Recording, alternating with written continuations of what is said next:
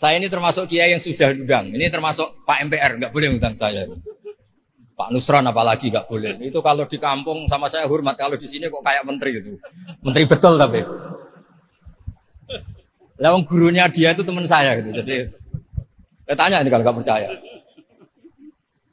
Makanya kalau sama saya beliau cium tangan, saya sebetulnya ya nggak siap dicium tangan menteri itu nggak siap. Apalagi dihormati Pak Nazar nggak siap, nanti dikira minta haji malah repot. Assalamualaikum warahmatullahi wabarakatuh. Alhamdulillahirabbil alamin wassalatu wassalamu ala asyrofil mursalin sayyidina maulana Muhammadin wa ala alihi wa sahbihi ajmain amma ba'du. Ingkang sangat kula hormati niki wonten Habib Nabil, semua keluarga besar Habib Muntir, semua min usulihi wa furuhi sedanten ingkang kula hormati.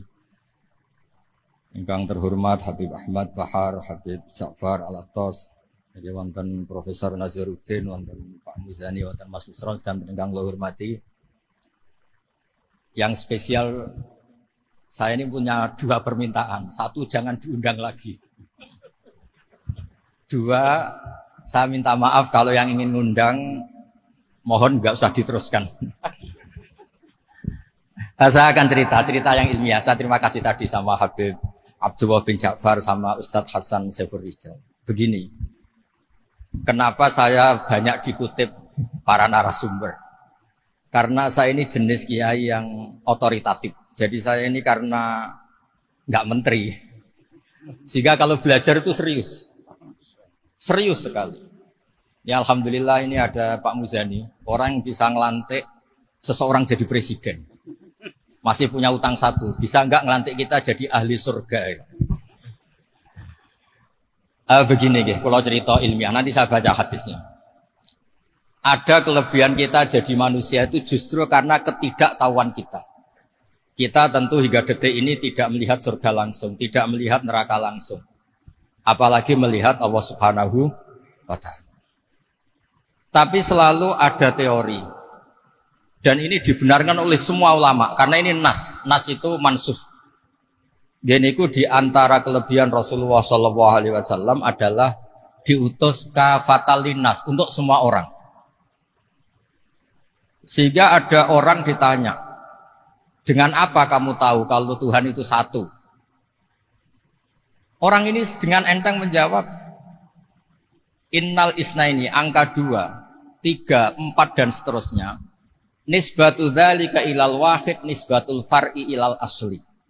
Jadi segampang itu nerangkan ayat qul huwallahu ahad. Allah itu satu. Karena angka itu 2, 3 sampai 1 miliar 1 triliun. Nisbatu dzalika ilal wahid, nisbatul far'i ilal asli. Semua itu asal usulnya satu. Begitu juga begitu gampangnya Syekh Nawawi Al-Bantani menerangkan. Kenapa bismillah itu dimulai ba. Huruf hijaiyah kan alif, tapi kalau bismillah dimulai dari satu ba. Ba itu ada titik satu. Anda gambar kambing, gambar apa saja. Gambar Anda entah baik entah jelek, itu tetap dimulai satu titik. Nah, satu titik ini disebut nuqtatil wujud, asal usul wujud. Sebab itu kitab I'anatul Thalibin, tadi Habib Nabil cerita sanad-sanadnya Mbah Mun. Sebetulnya kalau boleh angkuh, yang berhak cerita itu saya, karena kitabnya milik saya. Tapi beliau tak kasih terus cerita, ya alhamdulillah. Ada penyambungnya. Nanti tak kasih lagi beliau. Ya memang yang paling berat beliau karena turunannya itu. Tapi kitabnya dari saya, jadi ya satu-satu. Kitab I'anatul Thalibin itu dikarang oleh ulama top, namanya Said Abi Bakar Sato. Beliau punya murid yang sangat terkenal di Indonesia, namanya Syekh Mahfud At-Turmusi. Syekh Mahfud ini punya murid diantaranya yang paling terkenal tentu Mbah Hashim sama Mbah Ahmad Dahlan, pendiri Muhammadiyah. Jadi kemudian kitab I'anah ini populer sekali untuk menerangkan fikih-fikih di Indonesia. Termasuk cerita bahwa wujubul jihad itu wujubul wasa'il lal maqasid. Jadi jihad itu wajib, itu wujubul wasa'il lal maqasid. Saya mencari di sarah. Sekiranya dakwah itu bisa tidak dengan jihad, dengan pengajian kayak Majelis Rasulullah, kayak Majelis Nurul Mustafa, kayak kiai-kiai kampung, itu sudah cukup karena sudah isolul maksud, orang sudah menjadi kenal Allah Subhanahu wa taala. Sebab itu ketika Sayyidina Ali diutus di beberapa peristiwa termasuk di Khaybar, Sayyidina Ali didhawuhi la ayyahdiyawu bika rajulan wahidan khairan laka min humrin na'am. Ada satu saja yang Islam karena kamu itu lebih baik daripada kemenangan. Nah, kemudian ini supaya otoritatif menghormati masjid ini, Masjid Istiqlal, masjid yang luar biasa bersejarah. Saya baca keterbatasan kita, tapi ini menjadi kelebihan. Ini hadis di Shahihul Bukhari. Nanti sebagai cirinya saya tinggal supaya ini tadi otoritatif tadi supaya semuanya pakai sanad. Ini hadis dari Shahihul Bukhari sehingga Anda tidak perlu tanya ini sahih apa enggak karena ini di Shahihul Bukhari ikutnya nomor hadisnya itu 6408. Monggo kalau mau dihafal. Biasanya jenengan kan hanya hafal Arba'in Nawawiyah. Ini hadis ini nomor 6408. Ada keterbatasan yang akhirnya menjadi kelebihan kita, yaitu kita tidak tahu Allah Subhanahu wa taala. Suatu saat para malaikat ditanya, apakah mereka yang membaca tasbih di sini, misalnya di Istiqlal ini, ngerti saya, kata Allah. Kata malaikat, tidak tahu. Fayaqulu hal ra'auni. Qal fayaqulu nala wallah ma ra'auka. Qal fayaqulu kaifa la ra'auni. Yaqulu nala wa asyadda laka ibadatan wa asyadda laka tamjidan wa aktsara laka tasbihan. Andaikan manusia itu ngerti engkau ya Allah, maka tasbih mereka ini akan lebih dari kita. Saya beri contoh, ini terutama untuk zuriya Rasulullah SAW. Nabi itu manusia, bashar, tapi lakal bashar. Nabi ketika muji Allah Subhanahu wa taala ini supaya kalau sholat jangan hayati. Misalnya pertama muji begini. Lakal hamdu mil'us samawati wa mil'ul ardi. Kebanyakan di Jawa memang baca pakai rofaknya mil'u. Tapi di beberapa sanad dibaca mil'a, itu urusan i'rab lah. Engkau itu saya puji seluas langit dan bumi, seluas langit dan bumi. Seluas langit dan bumi itu enggak keren. Karena langit ini tetap mahsurah. As-samawat ini apapun luasnya langit itu tetap terbatas. Bumi apapun luasnya juga terbatas. Apa yang diteruskan oleh Rasulullah SAW? Wa mil'u ma syi'ta min syai'im ba'd. Dan pujian saya ini ya Allah sesuai kehendakmu, sejumlah kehendakmu. Karena ini yang tidak terbatas. Begitu juga ketika Nabi dengan keterbatasan sebagai manusia, bukan sebagai Habibullah, atas nama manusia. Nabi itu punya dua sisi. Kadang sebagai bashar, kadang sebagai Habibullah. Dan sama-sama penting untuk mengawal Islam ini. Saya ulang lagi, sama-sama penting untuk mengawal Islam ini. Ketika Nabi sebagai bashar ngendikan begini. La nufsi Allahumma lakal hamdu hamda yuwafi ni'amaka, misalnya pakai mukhatab wa yukafi umazidak. Saya memuji engkau ya Allah dengan pujian yang sesuai jumlah nikmatmu. Wa yukafi umazidak, dan bisa berserasian dengan tambahan-tambahan nikmatmu. Tapi apapun luasnya nikmat itu terbatas. Sehingga Nabi nambahi, la ukhsi thana'an alaika anta kama atneta ala nafsik. Saya muji ini tidak terhitung. Sama sejumlah pujian yang engkau lakukan. La ukhsi atau la nukhsi thana'an alaika anta kama atneta ala nafsik. Sehingga ini kreasi-kreasi Bani Adam yang malaikat itu tidak bisa. Saya ulang lagi. Ini kreasi-kreasi Bani Adam yang bakat malaikat itu tidak bisa. Ini saya baca di kitab Fathul Bari, ini sarahnya kitab Bukhari. Kata Imam, ini saya ulang lagi, ini kata Imam Ibnu Hajar al-Asqalani, pensarah terbaik Bukhari. Jadi Sahihul Bukhari itu punya sarah paling terkenal namanya Fathul Bari. Itu gurunya Syekh Zakaria Al-Ansari. Syekh Zakaria itu dikenal sebagai Syekhul Islam. Itu berkahnya punya guru alim banget, kereng. Ibnu Hajar al-Asqalani itu kereng itu keras. Kalau muridnya tidak bisa itu keras sekali, tapi urusan ngaji saja. Terus punya murid itu pinter sekali, namanya Ibnu Hajar al-Haytami. Jadi beliau kalau mau ngaji ya susah, karena gurunya itu alim, nyuruh baca. Kalau mau ngajar ya susah, muridnya itu alim, takut salah. Jadi akhirnya pinter. Orang punya murid alim alama itu kan bingung. Makanya saya tidak suka kalau Profesor Nazar ngaji saya. Nanti ngoreksi repot. Sudah gitu Islamnya beliau formal karena Menteri Agama, saya non formal. Lama-lama Islamnya beliau legal, saya ilegal. Kan jadi repot nanti. Makanya tadi tak bully, tak cocokkan. Kalau jenengan Menteri Agama sampai akhirat berarti top. Tapi kayaknya di akhirat saya yang ngelamar jadi Menteri Agama. Tidak ada, ini nggak penting. Ini hanya gojlokan saja supaya kelihatan bahwa Menteri pun juga warga nopo Indonesia. Begini kata Ibnu Hajar Al Asqalani, ini saya baca ya supaya penghormatan saya sama Habib Umar Habib. Saya ini baca kitab beliau khatam serius, namanya Taujihun Nabi li Mardoti Bari, yang ditulis oleh Ustadz Fahmi bin Ali bin Ubaidun. Saya baca banyak, termasuk ketika beliau punya manhaj yang tidak populer, kata beliau, fala buddha antuwattina nafsaka ala annana khodamatu hadal kaun. Kamu harus yakin bahwa tugas kiai, tugas ulama itu khodamatu hadal kaun, mengkhidmati semua alam raya ini.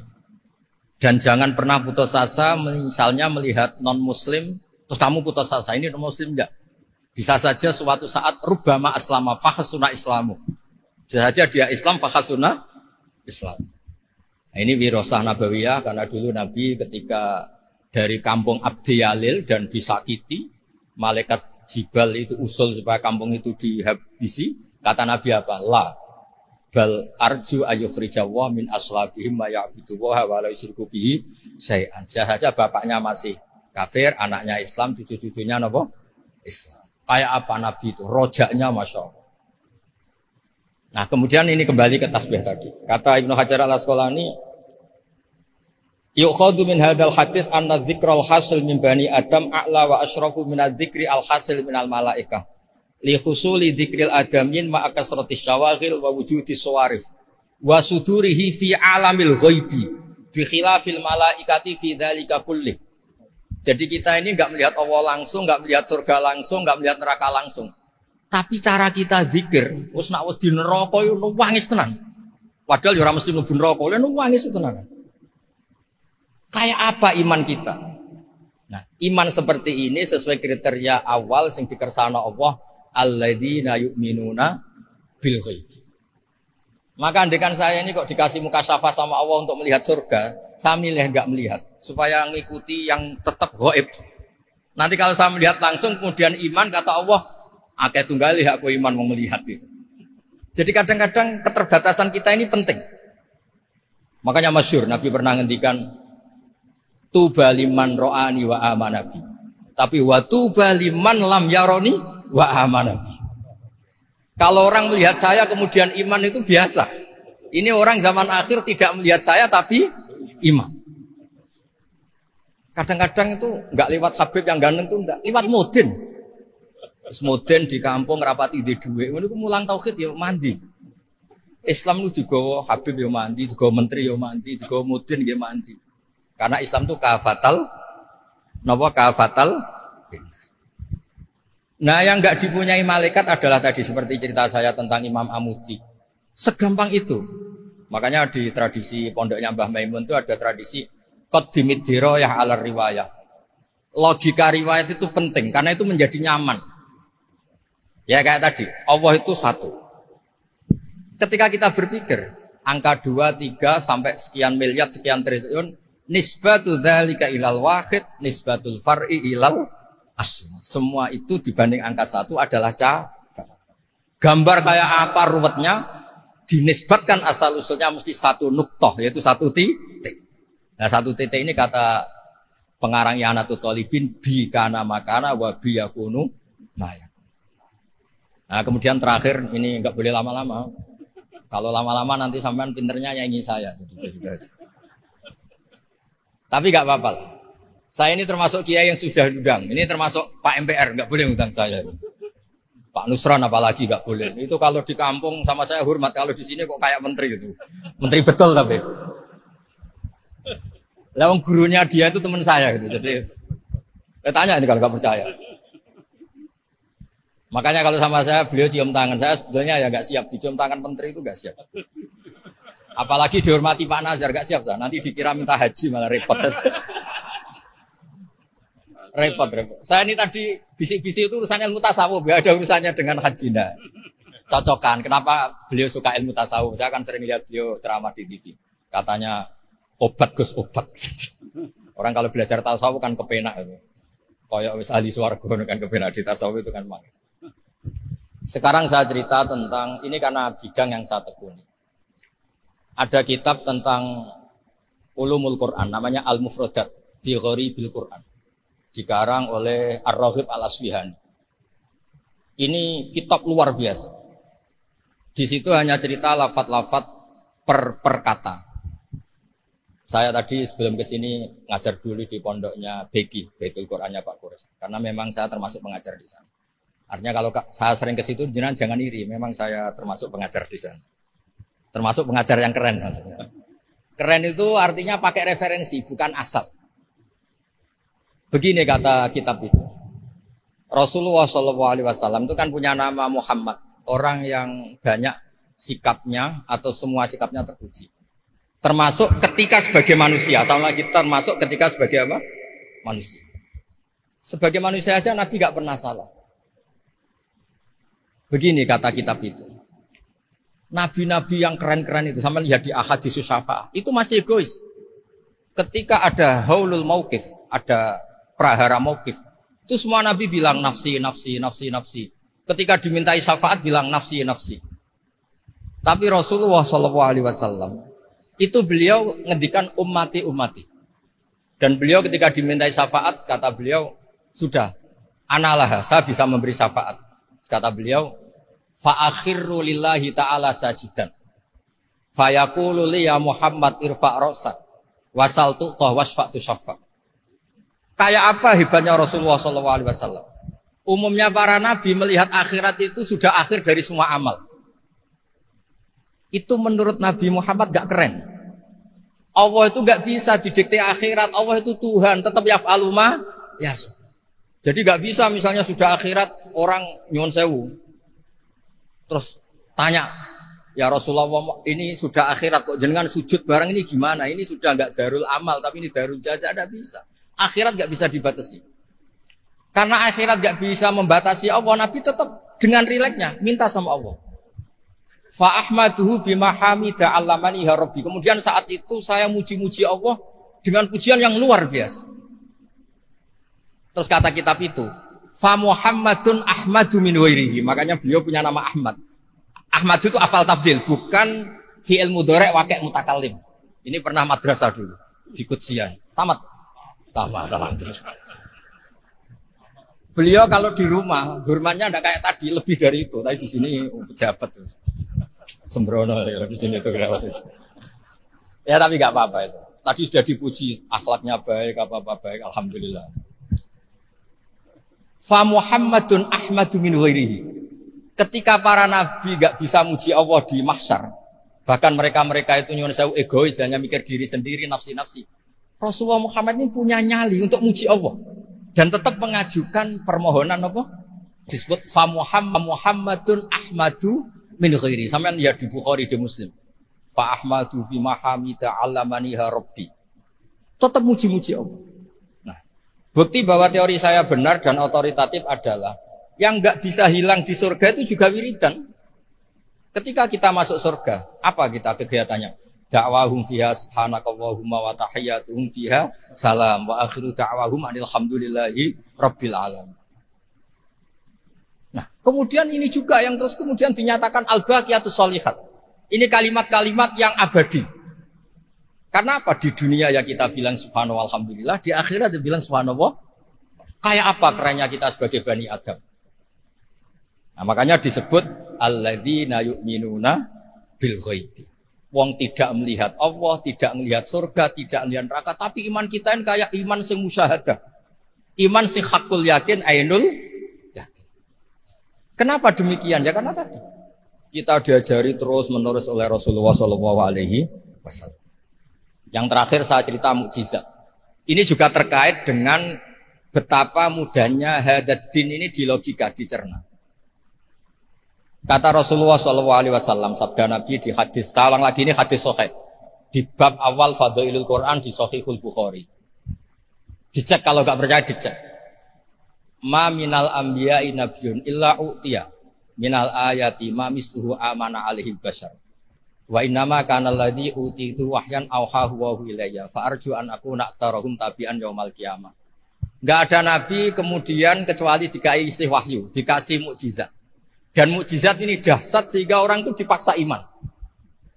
Kayak Nabi Soleh, ada unta besar keluar dari batu. Nabi Musa punya tongkat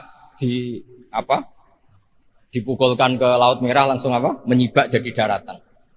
Tapi kata Nabi Muhammad SAW, saya itu tidak punya mukjizat kayak itu, juga gak ingin. Saya ini dikasih mukjizat Al-Quran. Dan saya berharap karena mukjizat Quran ini adalah terus kemudian umatku menjadi yang terbanyak ila yaumil ya. Sekarang kita berlogika. Ini kata kitab Fathul Bari lagi. Kita berlogika. A'jaza yu'jizu i'jazan. Sesuatu yang menjadikan orang lain gak mampu disebut i'jaz. Kemudian karena ayat menjadi mukjizat, sesuatu yang kita sepakat tidak mampu. Nah kalau itu masalahnya, tongkat dipukulkan laut kemudian menjadi kering, kita mampu enggak? Enggak kan? Tapi pertanyaannya, Anda bikin nyamuk mampu enggak? Enggak kan? Anda bikin sapi, bikin unta mampu enggak? Enggak kan? Makanya Nabi Muhammad SAW cukup, sudahlah kamu itu manusia, bahkan sekedar menciptakan lalat itu enggak bisa. Inna wuhala yastahi ayyadriba masalam ma'aba'udatan. Kemudian mukjizat ini sama Nabi dicontohkan hal-hal yang keseharian kita. Wa min ayatihil lailu wan naharu wasyamsu wal qamar. Sekarang peristiwa laut dibelah Nabi Musa dengan matahari yang enggak pernah turun mesin, itu keren mana coba?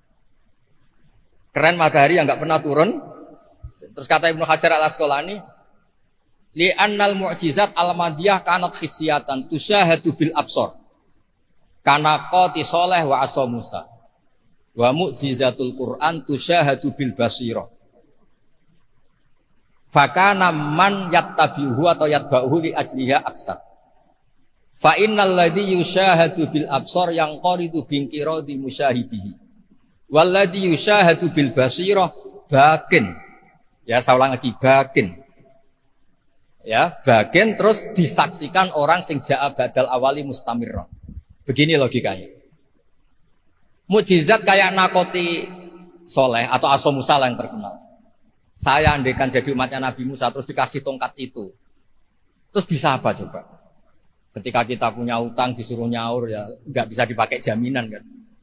Sudah gitu orang tanya ini asli apa enggak? Kalau asli buktikan. Kan ya repot. Tapi kalau kita jadi umatnya Rasulullah SAW ditunggoni Quran, punya banyak masalah resepnya sabar. Kalau nggak bisa sabar ya nyari kiai-kiai tukang ijazah anak menodongannya mandi.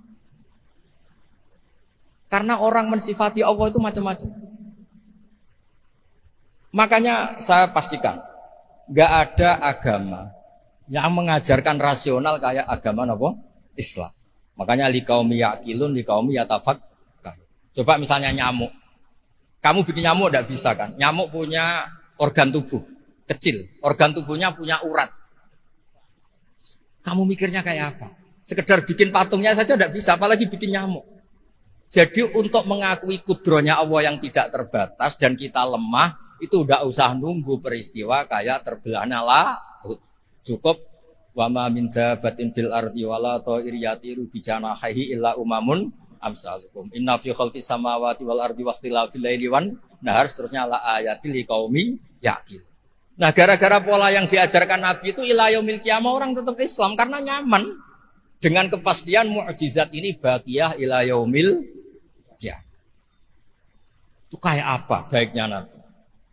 Makanya saya suka tadi burda yang dibaca. Ada ulama kayak Muhammad bin Said Al-Busiri yang ngarang burda. Itu kalau berpikir itu sederhana. Ngeten lho Gusti, malah nerangno pangeran.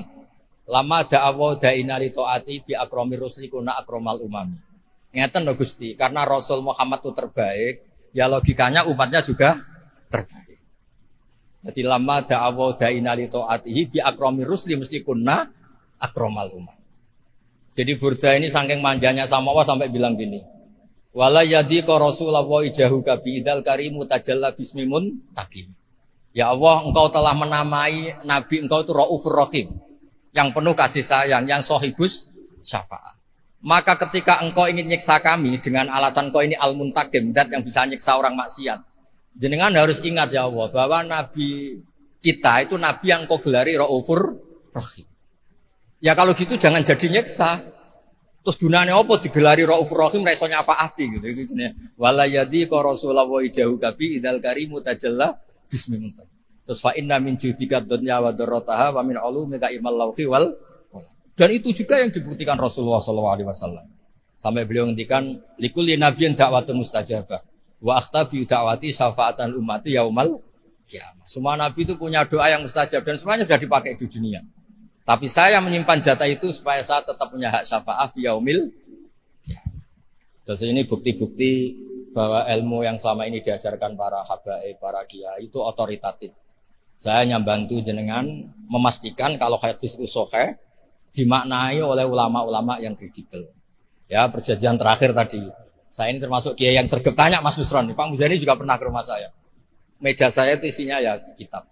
Habib Nabil pernah ke kamar isinya kitab. Jadi kalau jenengan ngundang saya itu berhadapan-hadapan sama hukumnya Allah, yaitu ganggu orang belajar gitu aja.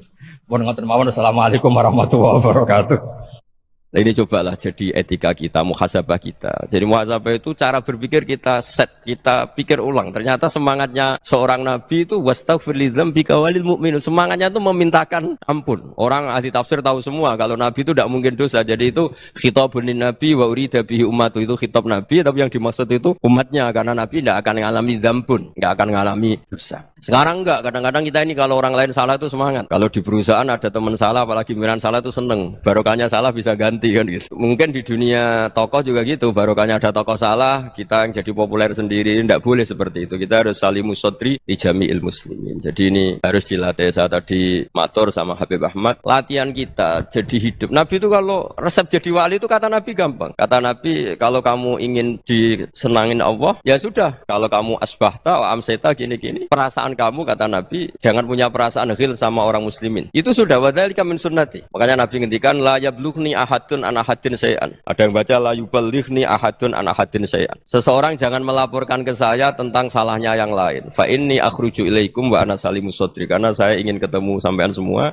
dalam keadaan salimus sadri, tidak punya perasaan apa-apa.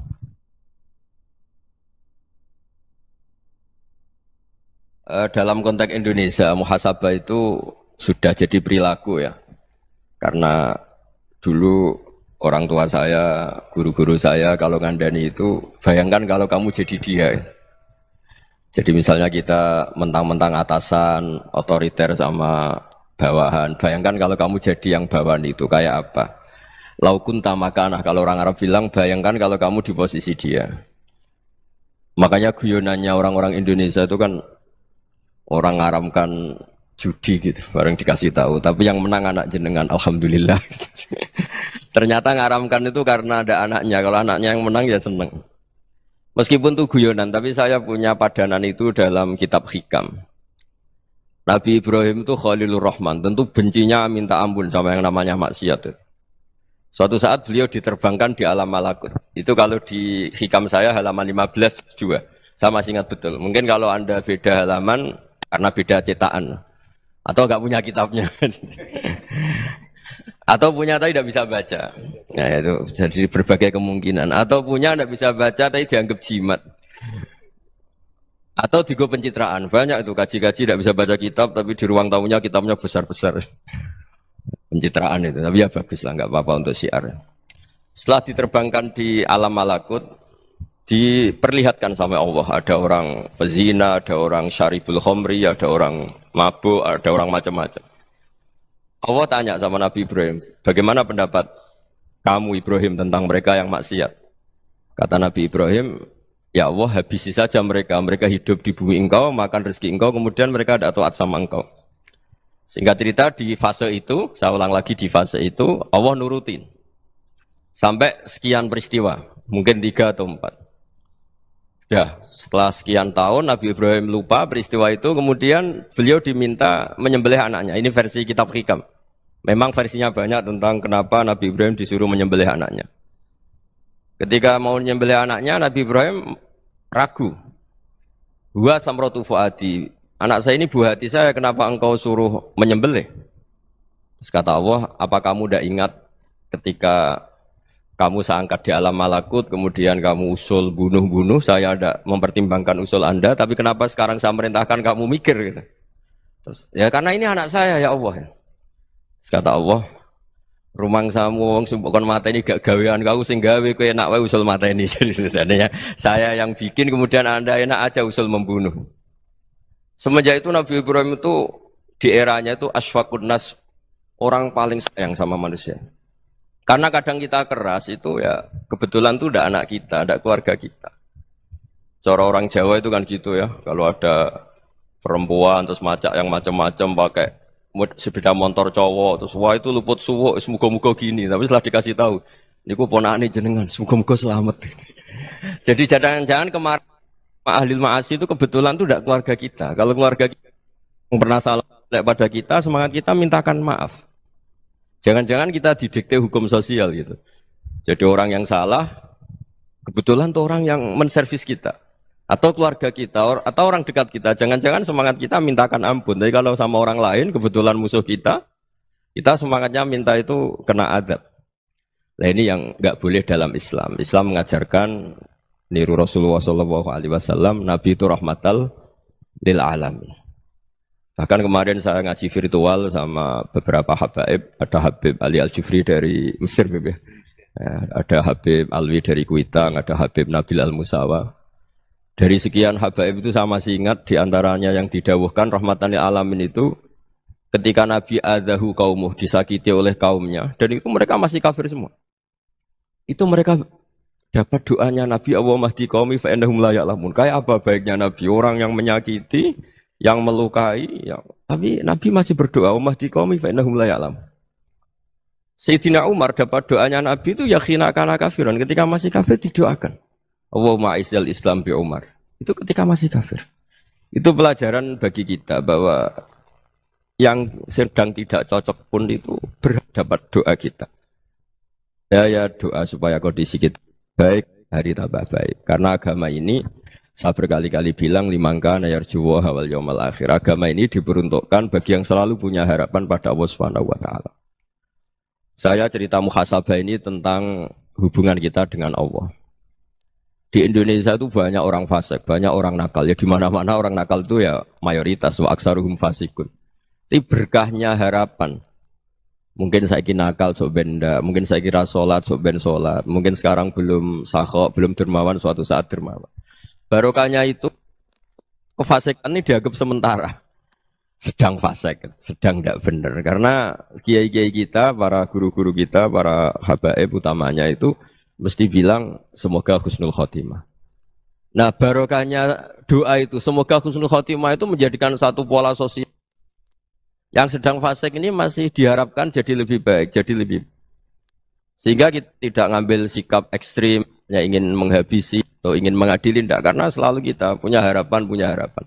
Dan agama ini limangka nerjuwo hawal yawmal akhir. Bayangkan itu kalau yang nakal itu anak kamu. Pasti kamu nggak ingin kan langsung dapat azab, dapat apa.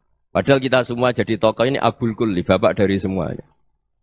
Sehingga ketika Rasulullah SAW jalan-jalan kemudian melihat perempuan sedang menyalakan api. Kalau apinya mati ditiup, anaknya dijauhkan. Nanti kalau sudah jauh dari api, anaknya digendong lagi. Terus kata Rasulullah, matur ke semua sahabat, Aro'aitum ana hadih tarihatan waladaha 'alan nar. Apa kamu berpendapat bahwa perempuan ini akan melemparkan anaknya ke neraka? Tidak ya Rasulullah. Tidak akan seorang ibu melemparkan anaknya ke api. Terus kata Rasulullah, Allahu arhamu min hadih biwaladiha. Allah lebih rahman, lebih rahim dibanding orang tua ini kepada anaknya. Ini yang harus kita kenalkan terus, kita kampanyakan terus. Supaya orang hubungannya dengan Allah itu nyaman, asik. Sehingga dengan demikian selalu ada harapan bahwa yang sedang nakal ini suatu saat tobat. Kita tidak boleh menghukumi pasti begini, pasti gini. Itu tidak wilayah kita. Itu juga yang dicontohkan Rasulullah SAW.